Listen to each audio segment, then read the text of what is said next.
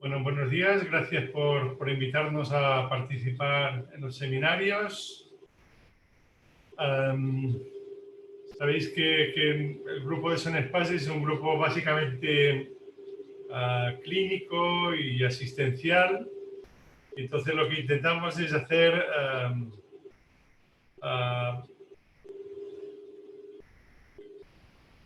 trabajos de investigación relacionados con asistencia y con comorbilidades y con tratamientos antirretrovirales para que los pacientes estén atendidos lo mejor posible.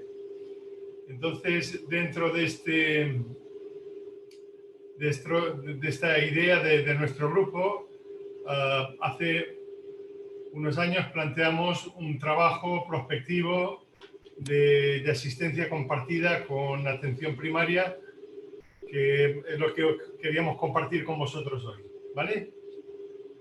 Entonces, como sabéis, la atención primaria en España actúa como guardián de los cuidados de los pacientes. Es el principal acceso de la atención primaria en nuestro país.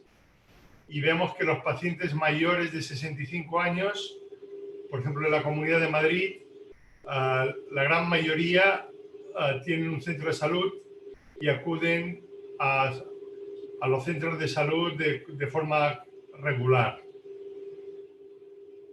También sabemos que un porcentaje importante de pacientes VIH son diagnosticados en atención primaria y suelen ser diagnosticados las personas, digamos, con más riesgo de diagnóstico tardío, que son las personas mayores, con las mujeres, con factores de riesgo heterosexual, como grupo de riesgo. Por tanto, es especialmente importante que los centros de salud y atención primaria nos ayuden a diagnosticar precozmente a los pacientes con infección VIH.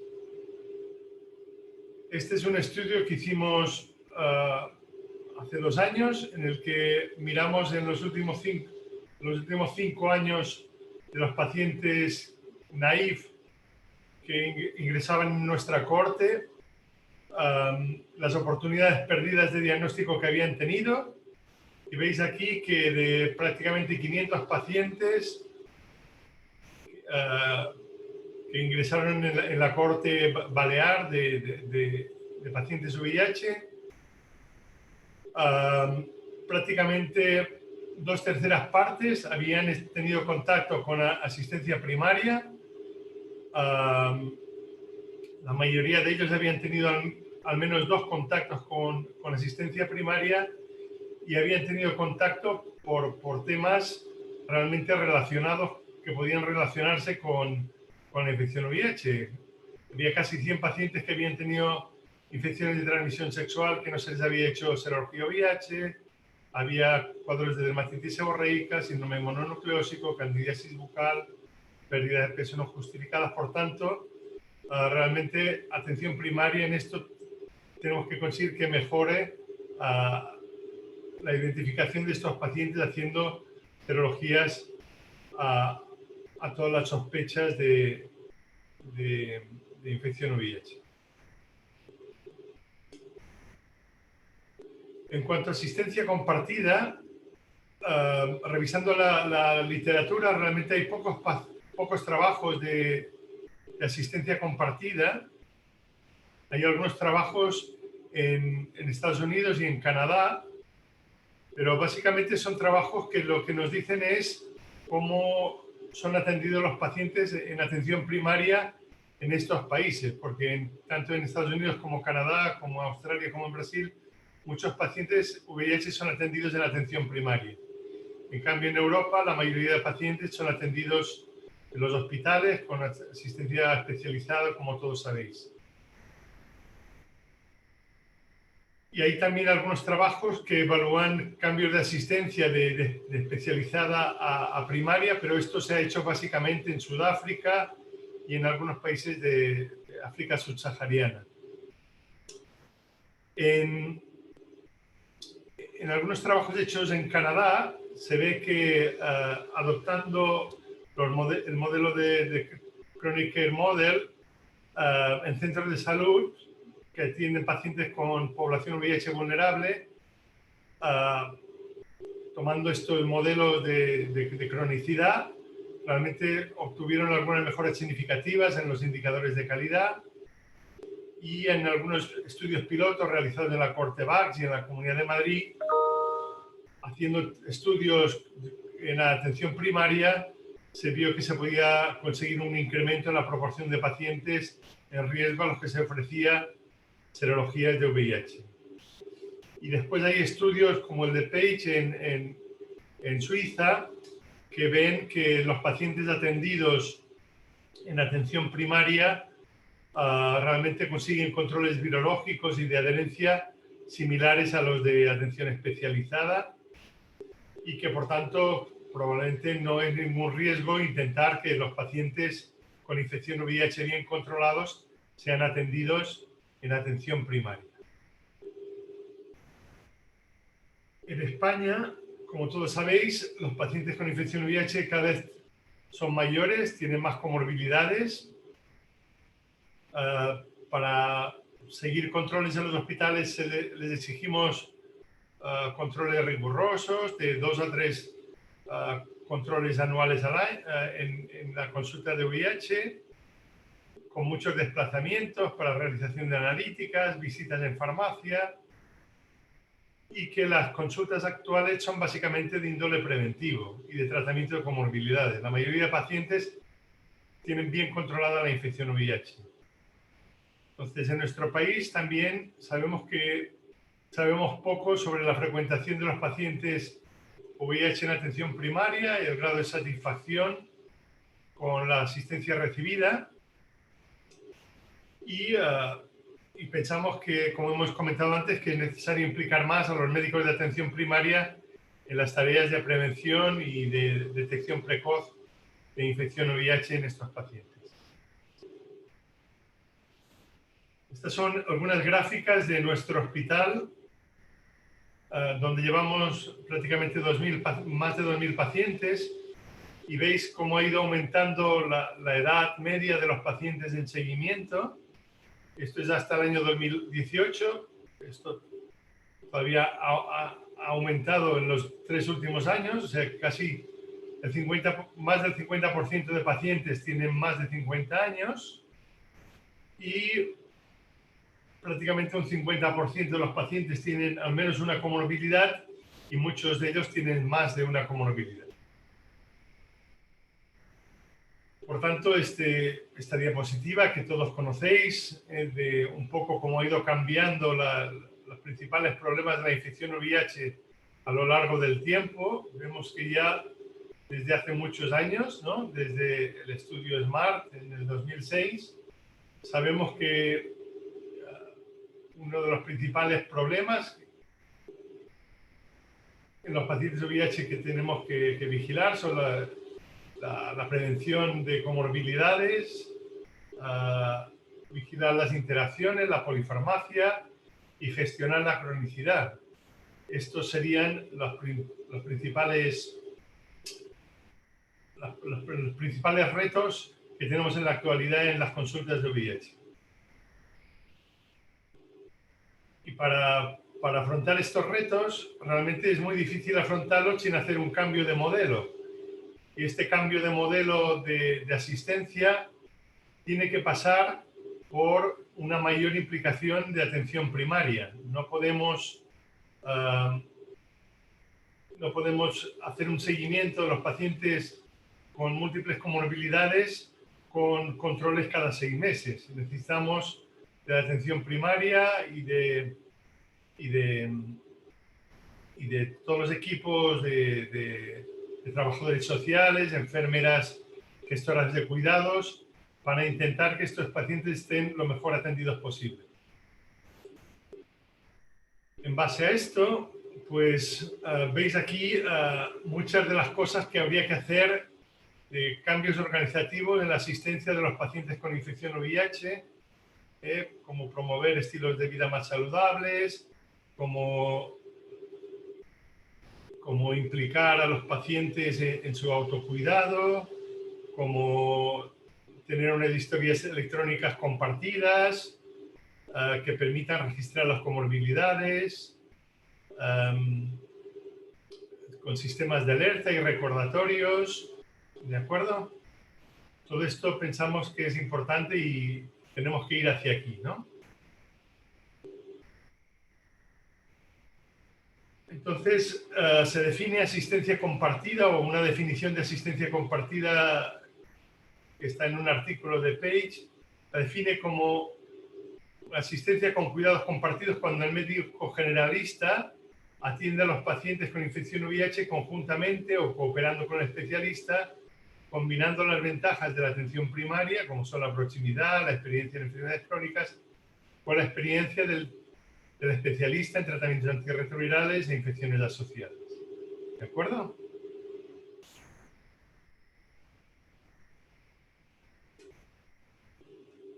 Entonces, propusimos este trabajo en el año 2017 con estos objetivos: conocer mejor los deseos de los pacientes en relación a su asistencia, mejorar la comunicación del paciente con los profesionales de la salud, involucrar más al paciente en su propio cuidado, iniciar un proyecto piloto de asistencia compartida con atención primaria en los pacientes con buena adherencia y control virológico que lo deseen, asegurando que la calidad de la asistencia no se resienta, e involucrar más a la atención primaria en la prevención de las enfermedades de transmisión sexual y en concreto la infección por VIH. Para conseguir estos objetivos, propusimos hacer una encuesta de valoración inicial. Posteriormente, iniciamos este proyecto piloto de asistencia compartida con 7 centros de salud y se han implementado protocolos de infecciones de transmisión sexual en atención primaria y en urgencias, y se han mejorado los protocolos de profilaxis post-exposición, básicamente. Entonces, ahora hemos evaluado este proyecto piloto después de 2 años de seguimiento. Y esto es lo que os vamos a enseñar ahora, básicamente. ¿Vale?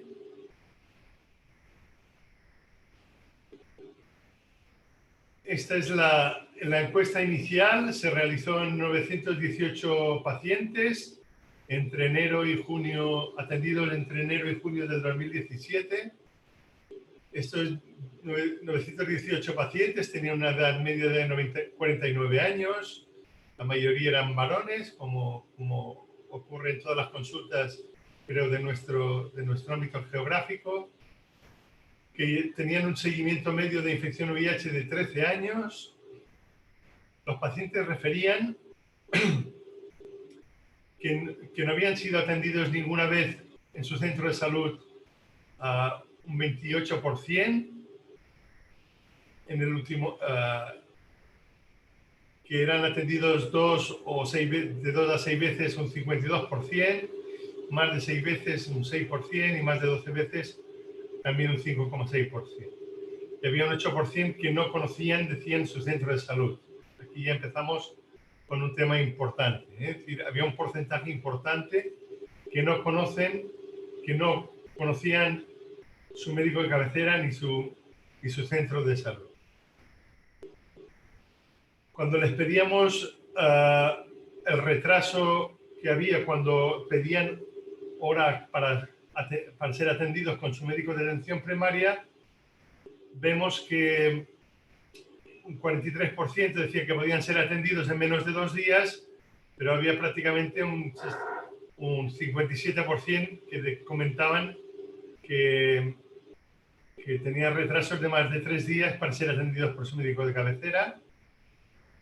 La satisfacción con su centro de salud en una escala de Likert sobre 10 era de 7,8, y la satisfacción con su médico de cabecera era alta, con un 8,5 sobre 10. O sea que los pacientes estaban bastante contentos con sus médicos de cabecera. Cuando les pedíamos sobre la satisfacción con los cuidados en el hospital, nos comentaban que un 60% precisaban de 3 a 4 visitas al hospital para ser atendidos por infección VIH, que 11% referían más de 4 visitas al año. En general, la satisfacción con el especialista de infecciosas era muy alta, del 9,5 sobre 10. La satisfacción con la enfermera de infecciosas también era muy alta, de 9,2. La satisfacción con la farmacia también era muy alta, de 9 sobre 10. Y el tiempo que utilizaban trimestralmente para venir al hospital para sus cuidados de VIH era superior a 2 horas en casi un 55% de los pacientes necesitaban más de 2 horas para hacer el seguimiento de la infección VIH. Otra cosa que miramos en este primer cuestionario, se les pedía a los pacientes que referían las enfermedades crónicas más frecuentes que tenían, la hipertensión arterial, la dislipemia, enfermedades cardíacas, enfermedades pulmonares, y todo esto después se corroboró con la historia clínica en atención primaria. Y vemos aquí que realmente los pacientes, había un 34% que tenían hipercolesterolemia, un 20% que tenían hipertensión arterial, un 5% que tenían cardiopatía. Por tanto, son pacientes con menos de 50 años, pero ya con mucha comorbilidad, como vemos aquí. Entonces, en resumen, respecto a este cuestionario de calidad, vemos que casi un 12% de los pacientes no conocen a sus médicos de salud, de atención primaria, y no han sido visitados en el último año en su centro de salud. El retraso para ser atendidos en la atención primaria es superior a lo deseable en casi un 55% de los pacientes, que casi un 75% de los pacientes necesitan 3 o más visitas y más de 2 horas trimestralmente para ser atendidos de la infección VIH, y que la atención con los médicos generalistas, con médicos de familia y con los especialistas y con la atención en el hospital son altas.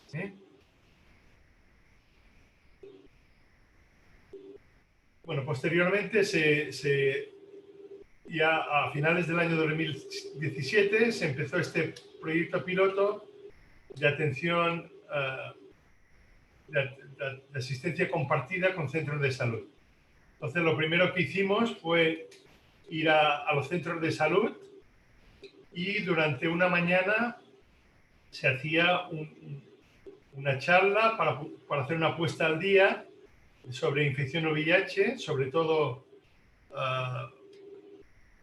de actualización de tratamientos antirretrovirales, de posibles interacciones farmacológicas, de las principales comorbilidades que sufren estos pacientes, de la necesidad de desarrollar medidas preventivas en cuanto a tabaquismo, a vacunaciones, y también se hacía especial énfasis sobre el diagnóstico precoz de infección VIH, de los signos de alarma en cuanto a pérdida de control de infección VIH, de carga viral,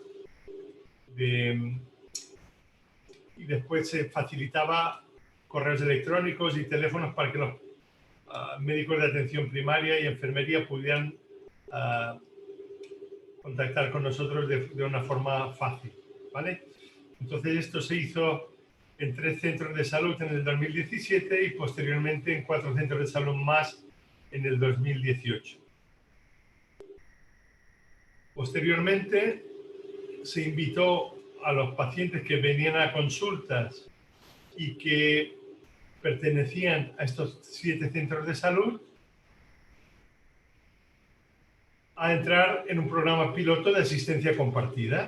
Entonces, lo que se hacía para poder entrar en este programa piloto, tenían que ser pacientes pertenecientes a este centro de salud, que hubieran sido seguidos en las consultas al menos durante 2 años, con un buen control virológico, con cargas virales indetectables en el último año, con un tratamiento antirretroviral estable, con buena adherencia al tratamiento, con linfocitos CD4 superiores a 350 y sin problemas de consumo de drogas o problemas sociales activos. Entonces, con estas premisas,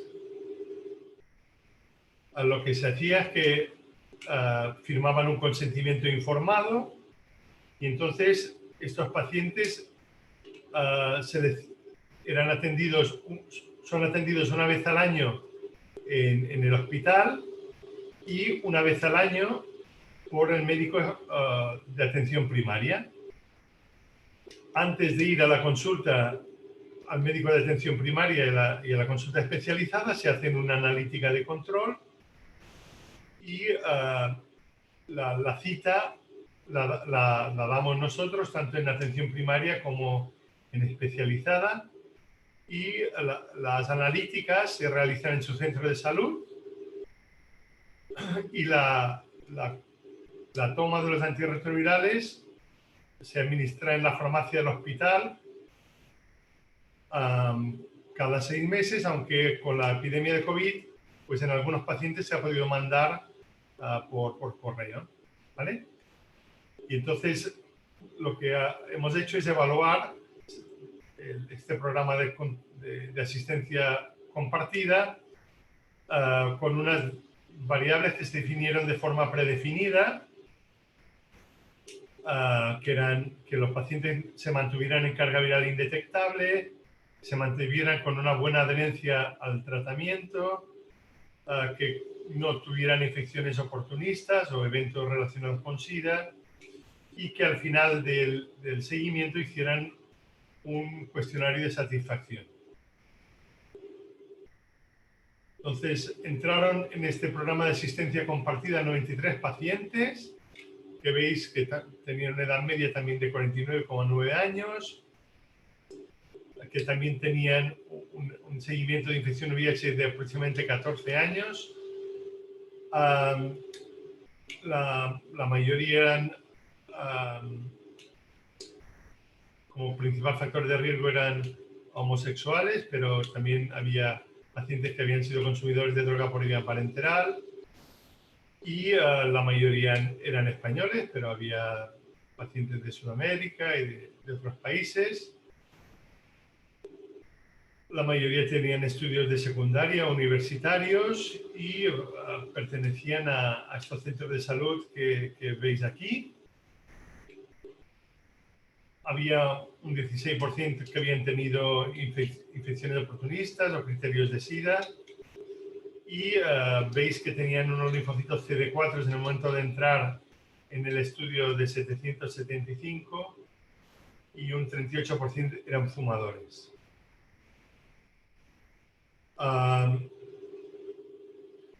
Podéis ver aquí que de los 93 pacientes, 82 de ellos han sido seguidos más de 2 años. De ellos 9 se han retirado voluntariamente. 3 se han perdido por cambios de residencia, y 3 pacientes murieron por eventos no relacionados con SIDA.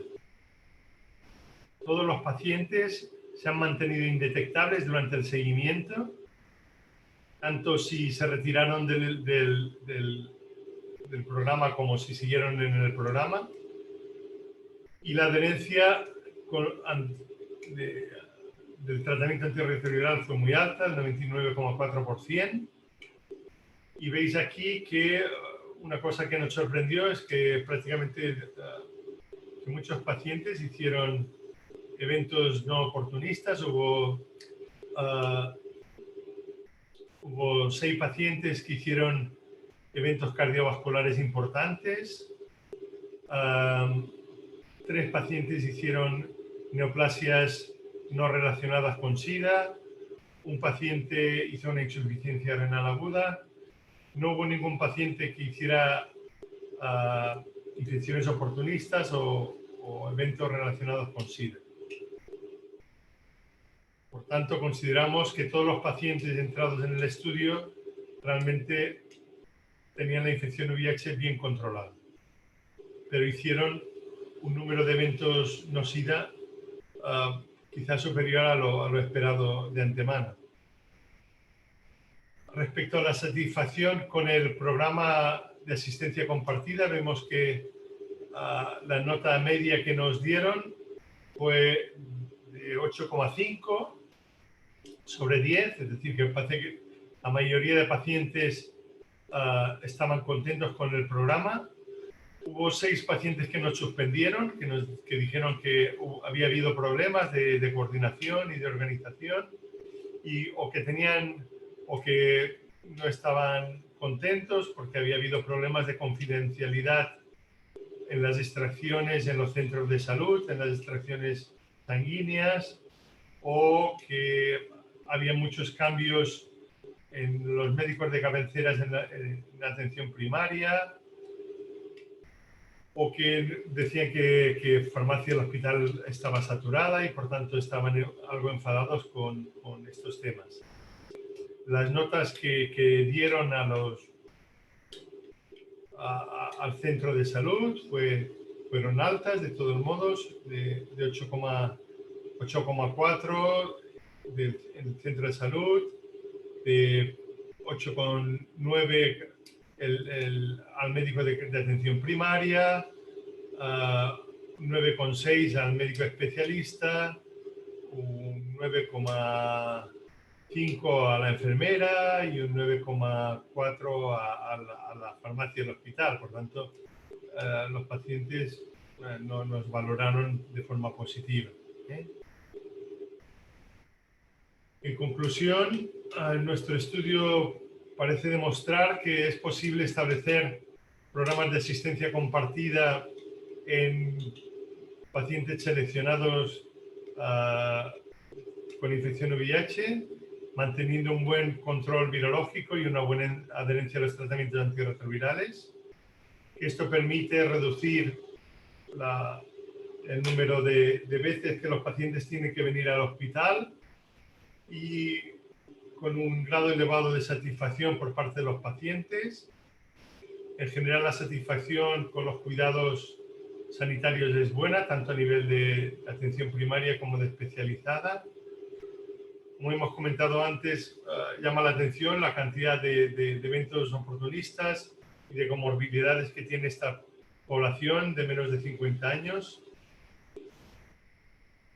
Y que para mejorar los cuidados en la población VIH es necesario implementar estas estrategias de cambios de modelos de organización que se han demostrado efectivas en otras enfermedades crónicas, y que para ello hay que mejorar la coordinación con la atención primaria.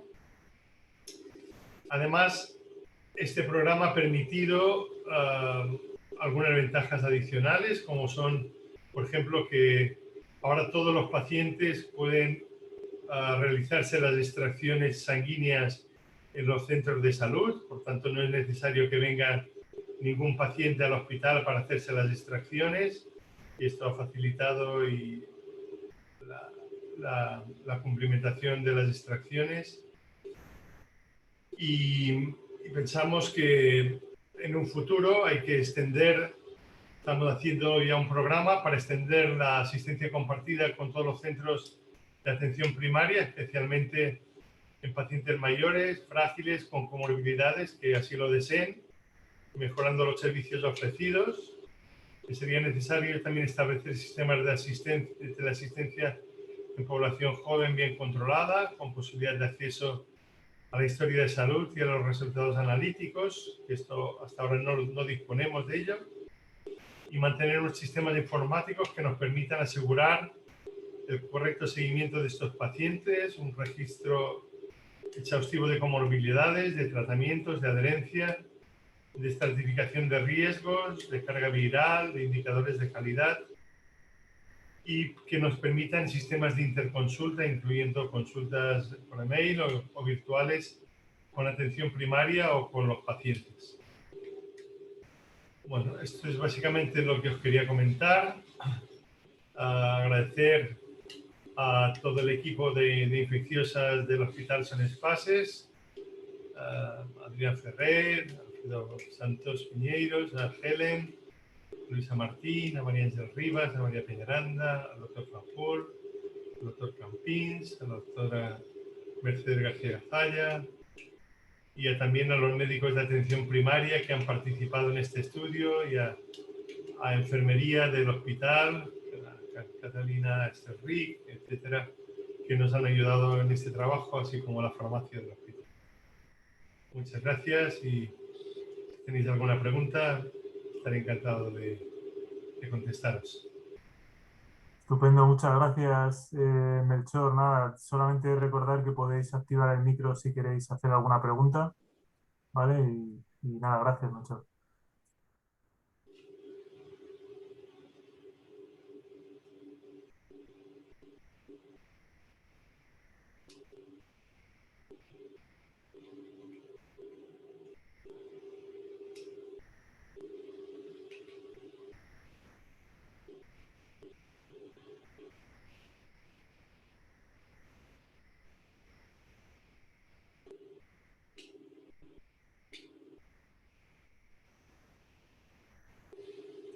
Si no hay preguntas, cuando tú quieras, Melchor, terminamos, ¿eh?